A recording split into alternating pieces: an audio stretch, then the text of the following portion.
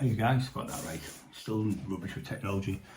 Yeah, people are talking about VIV Graham. They asked me what was his opinion about VIV Graham. Now let me tell you this, VIV Graham was about 5'10", I'd say, when I met him. When I seen him, about, I'd say about 19, 20 stone. He was in jail. I'd run the doors in Stockton at the time, with other places. And what happened, about 14, the wrecking crew jumped 2 mile lads who went the door. They went out specifically to get them, to beat them up. So we got Tony Subs, Tony Jones, Benny McDevitt, the one who Lee broke his jaw, Benny was friend of Lee's in the end. He came and we went looking for him. There was Tony Subs, like I said. There was loads of different people coming with us. John Watson, not the new one, the older Watson from Grahamstown. So we went looking for them anyway. We ended up bashing them in the street. So we got nicked for an affray. We fight with the wrecking crew. I broke two of those jaws. I think we got 4 of them in that day. Out with them all. In the end, I got them all. But that day we got 4 of them. So they jumped. All of them jumped. So we had to beat them up. They were a football hooligan team. They used to go to do the violence in Middlesbrough. They were well known, called the wrecking crew. They used to go in the pubs, empty the one-armed bandits. The police were scared of them. The Don were scared of them. Lose my voice. And John Black got the doors. We worked with John and we sorted it out for him. But yeah, getting back to VIV. So I got caught for this. I got nicked on the Wednesday. And then they took me to court on the Thursday morning. And they remanded me to Durham because I had a big gang of people with me and said I was running the area, was this, that and the other. They had me down as some type of mafioso type of gang enforcer. So you know what the clever they had in the courtrooms. Got remanded anyway. In them days, there was no home house. There was no home house, so I think it was 92, 93, something like that, maybe a bit longer. So, absolute nightmare. So you had to go to Newcastle, so it was, well, not Newcastle, sorry, Durham, called Durham Jail. Old-fashioned jail, horrible. So we're in there, gets remanded. I'm on the B wing, and there's this big lad down the other end. Alright, big lad, get the gym. You shall get the gym tomorrow. But you have to wait a week when you go in first for the gym. And I'll get padded up with this lad on the left-hand side. And goes to and then he got stuck in the door, couldn't get in. I was that big at the time, I was 24 stone. And then Viv said to him, he's a fucking big lad, and he fucking the size of him. So get down the gym, I'll train with him. So anyway, I go to my pad, but the lad I was in with, he was only in for not paying his television licence, got a £1,000 fine, so they give him, I think it was 7 or 10 days, something like that he had to do.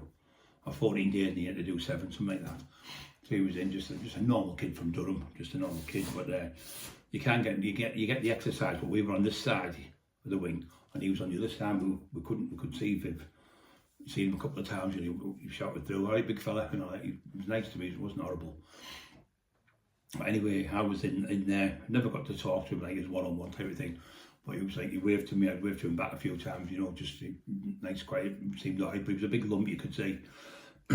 So later on I got out and I went back later on as well, and some of the same people were in when I went back. But that time I went back, I was in for a few months, about 3.5 months I think it was, for assault on the lad from Redcar. So as I'm in there, they were saying, oh, blah blah blah, they were telling me about VIV Graham, the lads from Newcastle and that, and how you could fight. And he had about 100 dong and went on for him in Newcastle. He wasn't, people saying he was scared of anyone. Like, he wasn't scared of no one.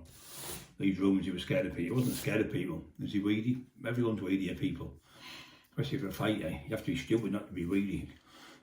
So Viv, in the day, could have fought anyone, beat anyone in his prime.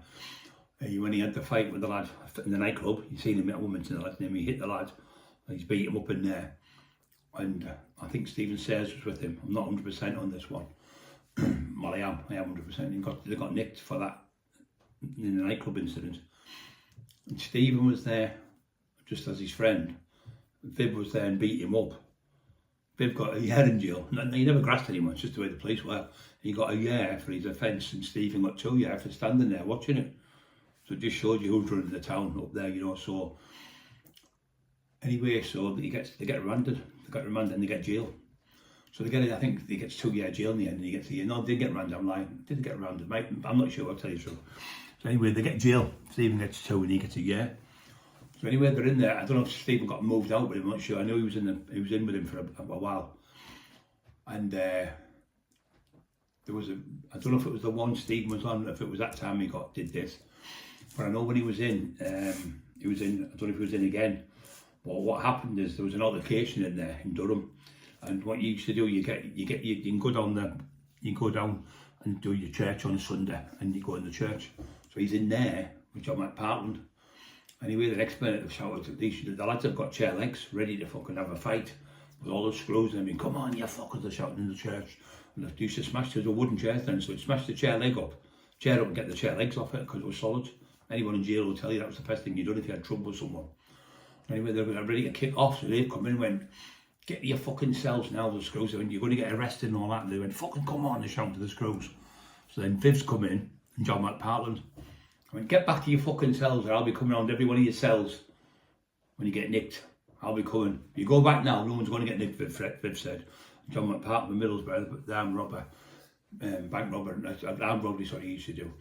He was there, so they said, get back to your cells anyway. They all fucked off back to the cells. And Viv got a lump of jail knocked off for that when he did that. So nobody knew till later on. They orchestrated it. They were behind it. Him and John got a lump of jail knocked off for getting them to go back to the cells. The screws never knew until they got out of jail. It was too late then, but I don't know how much he got knocked off, but he got a lump of jail, got knocked off.